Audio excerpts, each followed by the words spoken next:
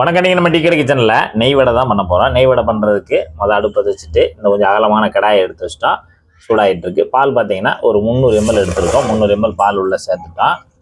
பால் packet பால் தான் நான் எடுத்திருக்கேன். 300 ml திக்கான பாலாக எடுத்துக்கோங்க. நீங்கள் கறவை பால்னால் நல்லா கொஞ்சம் திக்கான தரமான பாலாக வாங்கிக்கோங்க. இப்போ பால் நல்லா சூடாகி கொதிச்சு வரட்டும்.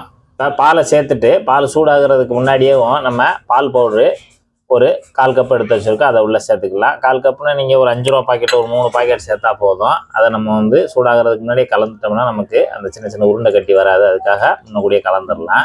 இல்லை நீங்கள் ஒரு வேளை ஏற்கனவே பால் 300 ml பால் எடுத்துட்டு அதிலே கூட கரைச்சிட்டு கூட நம்ம அந்த கடாயில் சேர்த்துக்கலாம். விடாமல் நல்லா கலந்து விட்டுக்கிட்டே இருங்க. இந்த பால் பவுட்ரு எதுக்காக உள்ளே சேர்க்குறோம் அப்படின்னா, அந்த பாலோட அந்த பால் பவுட்ரு சேர்க்கும்போது நமக்கு சீக்கிரமாக நமக்கு தேவையான திக்னஸ்ஸு இதில் கிடச்சிடும். அதுக்காக தான் நம்ம அதுவும் போக டேஸ்ட்டும் நல்லாயிருக்கும். நல்லா கலந்து விட்டுக்கிட்டே இருங்க விடாமல். அடுத்து இதுக்கு தேவையான இனிப்பு பார்த்தீங்கன்னா ஒரு 100 கிராம் ஜீனி எடுத்து வச்சுருக்கோம். உள்ளே சேர்த்துடலாம். கிட்டத்தட்ட அது ஒரு 1/2 கப் இருக்கும். உள்ளே சேர்த்துட்டு அதையும் நம்ம கலந்து விட்டுடலாம். இப்போ பால் நல்லா சூடாகி ஜீனி நல்லா கரைஞ்சி வரட்டும். இப்போ நம்ம பாலை காய்ச்ச ஆரம்பித்து 10 நிமிஷம் ஆச்சு. 10 நிமிஷத்தில் நமக்கு நல்லா பால் கொதித்து நல்லா இந்த அளவுக்கு திக்காக வந்துடணும். இந்த அளவுக்கு திக்காக வந்துடணும். இப்போ நம்ம ஸ்டவ் ஆஃப் பண்ணிவிட்டு இதை அப்படியே வச்சிடலாம். இப்போ இந்த பவுலில் 200 கிராம் மைதா மாவு சேர்த்துக்கலாம். ஏலக்காய் தூள் ஒரு 1/4 டீஸ்பூனு, நெய் ஒரு டேபிள் ஸ்பூனு. நெய் வடைக்கு நெய் ஒரு டேபிள் ஸ்பூன் சேர்த்தா போதும் இந்த மாவுக்கு தகுந்தாப்புல. இப்போ நெய் சேர்த்துட்டு மாவில் நல்லா பிசைஞ்சு விட்டுறலாம். நல்லா இந்த மாதிரி நல்லா விரவி கொடுத்து எல்லா மாவுலேயும் நெய் படுற மாதிரி நல்லா பிசறி விட்டுருங்க. நெய் சேர்த்துட்டு நல்லா அந்த மாதிரி பிசறி விட்டிங்கன்னா கொஞ்சம் கூட கட்டி இல்லாமல் நல்லா நைஸாக நெய்யெல்லாம் சேர்ந்துருச்சு. இதில் இப்போ நம்ம காய்ச்சி வச்சுருக்க பாலை அப்படியே நம்ம இதில் சேர்த்துக்கிடலாம். இப்போ நம்ம காய்ச்சி வச்சது அந்த வெதுவெதுப்பான சூடில் தான் இருக்குது. அதை அப்படியே நம்ம மாவில் சேர்த்துட்டோம். ஒரு விஸ்க் வச்சுக்கோங்க. விஸ்க் வச்சுட்டு மாவு நல்லா கரைச்சி விடுங்க. இப்போ நம்ம நெய்யில் பசரி வச்சு இந்த மாவில் இந்த பால் காய்ச்சி வச்சா திக்கான பால் அப்படியே எல்லாத்தையும் ஊற்றி நல்லா இந்த மாதிரி விஸ்க் வச்சு நல்லா கலந்து விடுங்க. கலந்து விட்டோம்னா இந்த மாதிரி நல்லா ஒரு கெட்டியாக வரும்.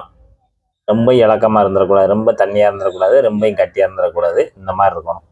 இந்த மாதிரி கொஞ்சம் டைட்டாக நம்ம விஸ்க் வச்சு நல்லா கலந்து விட்டுறலாம். இப்போ நமக்கு சரியான பக்குவத்தில் இருக்குது. இந்த மாதிரி இருக்கணும். இப்போ எல்லாத்தையும் மாவு ஒன்று சேர்த்து வச்சுருங்க. அடுத்து பார்த்தீங்கன்னா கடாயில் தேவையான அளவு எண்ணெய் சேர்த்துட்டு அந்த நெய் வடை நம்ம எந்த சைஸில் போடுறோமோ அதுக்கு தகுந்தாப்பில் எண்ணெய் சேர்த்துட்டு எண்ணெய் நல்லா சூடாயிடும். நல்லா சூடானோடனே அடுப்பு மீடியத்தில் வச்சுக்கோங்க. இப்போ நம்ம ரெடி பண்ணி வச்சுருக்கக்கூடிய மாவில் லேசாக தண்ணியில் கையை நனைச்சிக்கோங்க. நனைச்சிட்டு கொஞ்சமாக இந்த மாதிரி எடுங்க.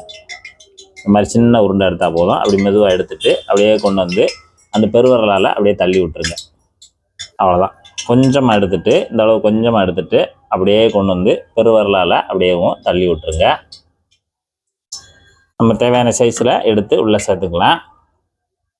எண்ணெயோட சூடுக்கு தகுந்தாப்புலையும் எண்ணெயோட அளவுக்கு தகுந்தாப்புலையும் நம்ம உள்ளே சேர்த்துக்குவோம். இப்போ நம்ம எண்ணெயில் சேர்த்துட்டோம். கிட்டத்தட்ட 1 நிமிஷம் ஆச்சு. 1 நிமிஷத்தில் லேஸ் அந்த மாதிரி ப்ரௌனாக வந்தோடனே எல்லாத்தையும் இப்படியும் திருப்பி விடுங்க. இந்த மாதிரி லேசாக அந்த பக்கம் ப்ரௌன் ஆனோடனே நம்ம அப்படியே திருப்பி விட்டுக்கலாம். இப்போ ஒன்று போல் திருப்பி விட்டுட்டா அடுத்து ஜல்லிக்கரண்டி வச்சுட்டு நல்லா எண்ணெயிலே சுற்றி விடுங்க. அதுவே எல்லா பக்கமும் புரண்டு நல்லா வெந்து வரட்டும்.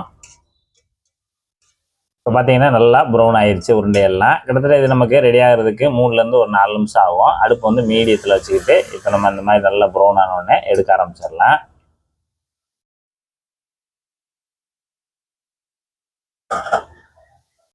இதே மாதிரி மீதம் இருக்கிற மாவையும் சூப்பரான ஒரு இனிப்பு போண்டாவை போட்டு சாப்பிட்டுட்டு ஈவினிங் டீ டைமில் எப்படி இருந்ததுங்கிறத கமெண்ட்டில் சொல்லுங்கள். நன்றி.